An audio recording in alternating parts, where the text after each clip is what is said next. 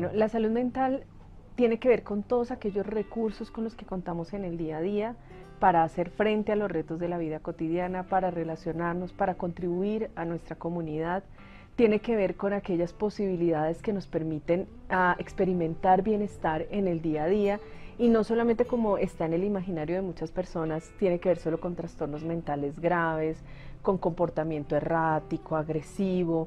No, la salud mental es eso que tenemos todos los días para afrontar los retos que, por ejemplo, la pandemia nos trajo, que nos exigieron adaptarnos a nuevas cotidianidades, a la incertidumbre, afrontar distintos retos, tener que, por ejemplo, dejar los estudios o suspenderlos temporalmente, adaptarnos a vivir en un núcleo familiar pequeño, permanente, y de manera muy estrecha.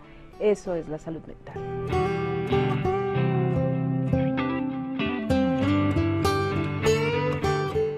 Bueno, estas son categorías de nuestra encuesta nacional de salud mental del 2015. Un trastorno mental los conocemos más como la depresión mayor, el trastorno afectivo bipolar, la esquizofrenia, en los niños la hiperactividad con déficit de atención o la ansiedad por separación, o el mismo trastorno del espectro autista. Son condiciones que generan importantes afectaciones en el nivel emocional, en el nivel cognitivo, que es el que nos permite pensar y razonar, en el nivel relacional, y muchas veces generan discapacidad, es decir, la imposibilidad de continuar llevando una vida cotidiana como la llevábamos, y eso implica que, por ejemplo, el niño baja súbitamente su rendimiento escolar o empieza a tener dificultades en las relaciones con sus compañeros, con sus profesores, con sus padres o con sus hermanos muy importantes, o deja de jugar. Esto usualmente es un trastorno mental y es una condición crónica que sin duda puede requerir, y con el tratamiento adecuado más bien, puede generar resolución de los síntomas y nuevamente retomar una adecuada funcionalidad. Un problema mental es una franja intermedia, digámoslo que una franja gris, entre lo que consideramos salud y bienestar emocional y lo que consideramos un trastorno mental. Un problema mental tiene que ver con afectaciones emocionales y afectaciones en el relacionamiento que no son tan severos como un trastorno, pero que sí generan un riesgo importante y que se derivan de estresores psicosociales. Por ejemplo, perder el empleo puede traer un problema mental, puede generar insomnio, puede generar irritabilidad, puede generar sentirse bajo de nota, pero no implica un trastorno mental, sino una fase transitoria. ¿Qué es importante de los problemas mentales? Saber que existen y saber que cuando estamos atravesando un problema mental debemos poner en juego todos esos recursos que hemos ido aprendiendo durante la vida para hacer frente a los retos de la vida cotidiana, y el apoyo social. Esto es fundamental para que un problema mental no transite a un trastorno mental.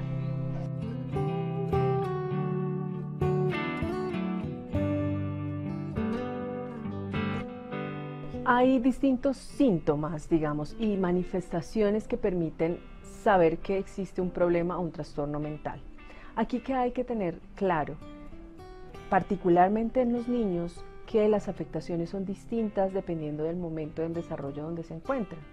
Es decir, en la primera infancia los síntomas de depresión, por ejemplo, son distintos a los de los adolescentes o a los de los jóvenes.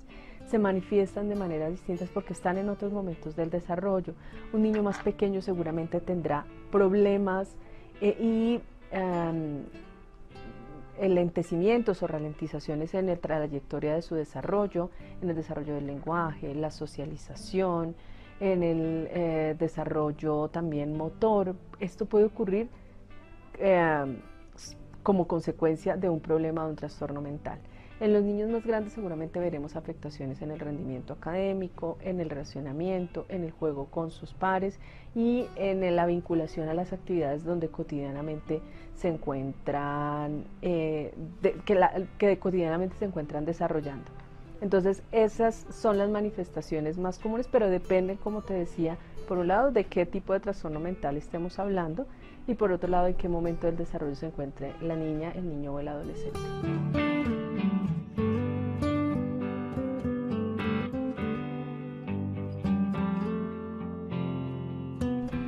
Los medicamentos han sido una gran innovación, digamos, en el campo de la salud mental. Aparecieron a mediados del siglo pasado y progresivamente se han logrado investigaciones muy sólidas porque permiten controlar algunos síntomas que son de muy difícil control.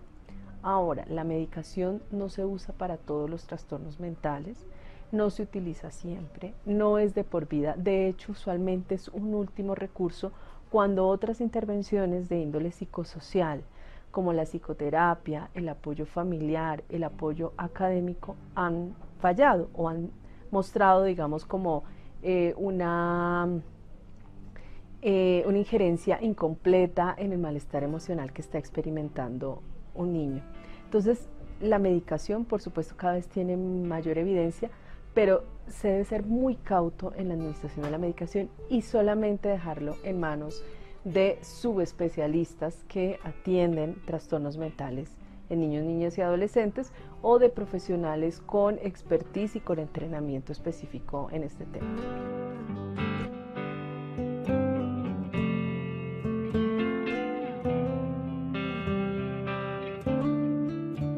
Pueden presentarse recidivas o recaídas o empeoramiento de los síntomas que venía experimentando. Siempre en el abordaje con medicamentos, en el caso de niños, niñas y adolescentes, el profesional está muy atento a reconocer si es la dosis adecuada, si es el tiempo adecuado en el cual se está administrando esta medicación, y si es tiempo ya de optimizar la dosis, reducirla o suspenderla. Pero por supuesto esta es una decisión que toma el profesional experto, usualmente un psiquiatra infantil, en compañía de la familia, de los cuidadores y del niño o de la niña. Siempre hay que tener en cuenta, por un lado, las capacidades de los niños, su posibilidad de tomar decisiones en de acompañar, digamos, y de ser acompañado en las decisiones frente al tratamiento, y también el involucramiento y las expectativas de los padres en el abordaje. Así que lo que puede ocurrir exacerbaciones y empeoramiento de los síntomas, y por eso debe ser siempre un proceso orientado por el profesional clínico en compañía del niño y de sus padres y sus cuidadores.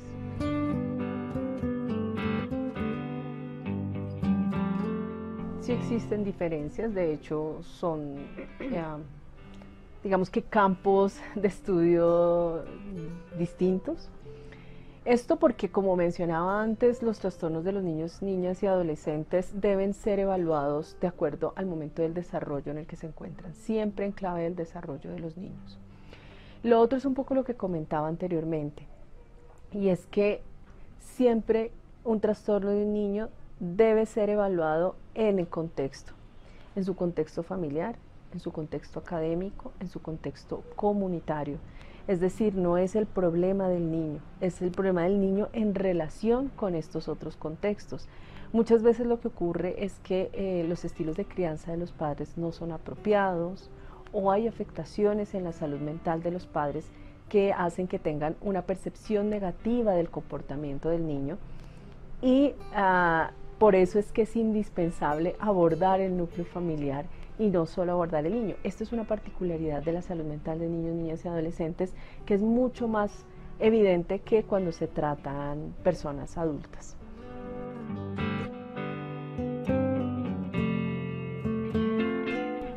Algunas conductas agresivas pueden obedecer a problemas y trastornos mentales en niños, niñas y adolescentes. Por eso siempre hay que entender qué subyace detrás de una conducta agresiva, porque usualmente es una señal de alarma, es un pedido de ayuda, es un pedido de apoyo.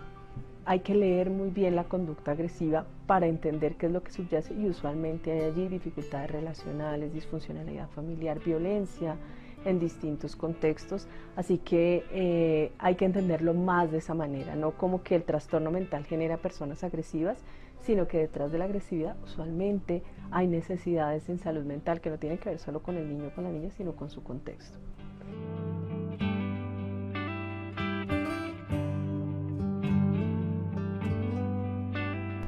Los primeros auxilios psicológicos son una técnica, hay que aprenderla, no es algo que es de un tip o dos, no. Sí. Es algo que para lo que hay que formarse, pero que debemos aprender todos. Se trata de una técnica para brindar ayuda de primera línea, poder encontrar recursos para apoyar a alguien que está teniendo un sufrimiento emocional muy importante, aprender a escuchar, aprender a hablar, aprender a apoyar sin cargarse con los problemas de otros, sin cargarse tampoco de culpa. Y esto, por supuesto, hay que entrenarse y existen cursos como de la Organización Panamericana de la Salud, por ejemplo, para entrenarse en primera ayuda psicológica, que es muy importante en la primera ayuda psicológica, particularmente con niños, niñas y adolescentes. Por un lado, la disposición para hacer empatía, para reconocer el dolor de este niño o de esta niña o de este adolescente, para reconocer qué significados le está dando a lo que le está ocurriendo y poder establecer un nexo de empatía. Por supuesto, también poder informarse de qué recursos le puedo brindar yo a este niño o a esta niña, si se trata de algo relacionado con violencia, si se trata de algún problema relacionado con el entorno escolar, cuáles son las herramientas con las que se cuenta para brindar una ayuda efectiva. Pero aquí el mensaje más importante es que la ayuda psicológica, la primera ayuda psicológica es muy, muy, muy importante y hay que entrenarse para poderla administrar.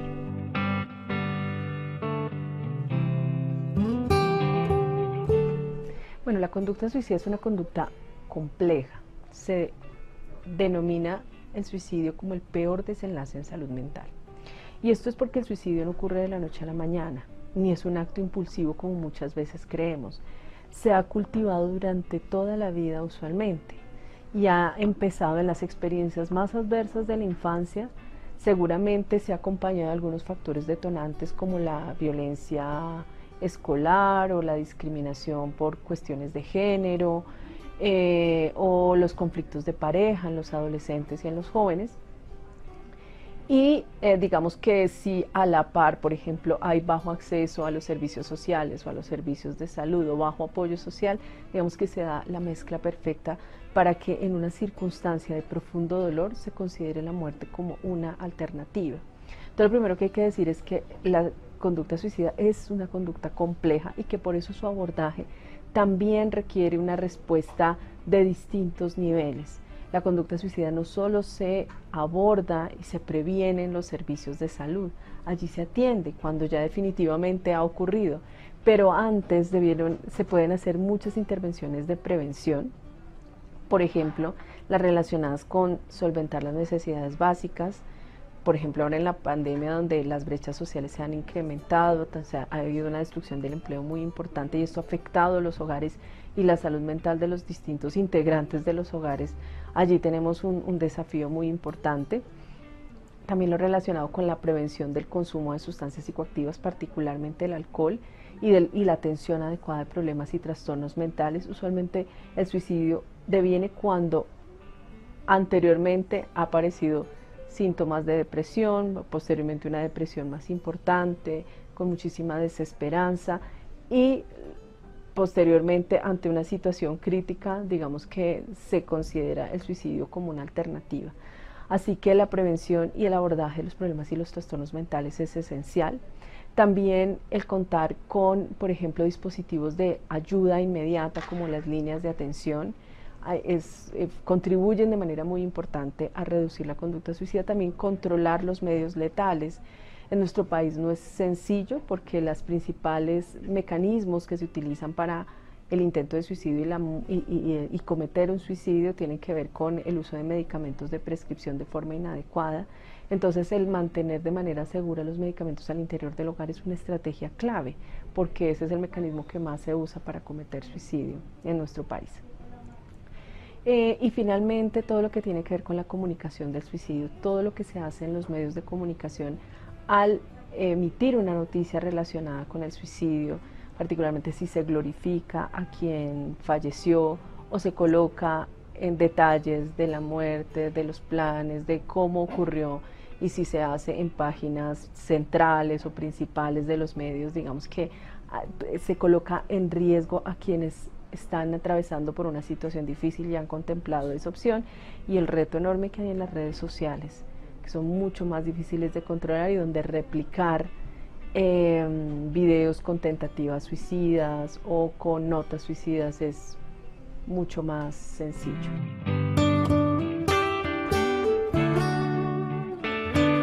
Hay que hablar en distintos niveles. Es decir, si vemos a un amigo, un compañero, un hijo, un sobrino que está pasando momentos muy difíciles, al que vemos muy abatido, muy angustiado, de verdad que vale la pena preguntar, ¿has pensado en suicidarte? Hay que hacerlo, pero hay que hacerlo bien. ¿Has pensado en quitarte la vida? ¿Has pensado que la vida ya no vale nada? ¿Has pensado que morir es una opción? Hay maneras muy empáticas de decirlo y antes, porque genera mucho temor preguntar esto, porque pensamos, no, le estoy dando la idea de cometer un suicidio.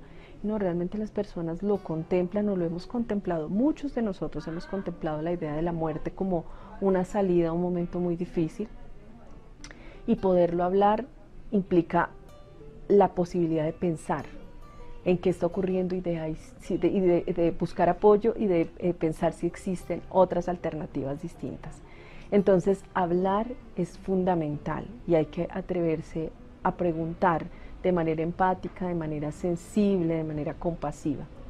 En los medios de comunicación hay que hablar, particularmente hay que hablar de la prevención y de los recursos de ayuda cuando una persona se encuentra en riesgo de suicidio, sea que ella misma lo haya percibido o una persona cercana. Hay unas pautas para saber cómo no comunicar y mientras esas pautas, digamos, puedan ser seguidas, hay que hablar particularmente de la prevención.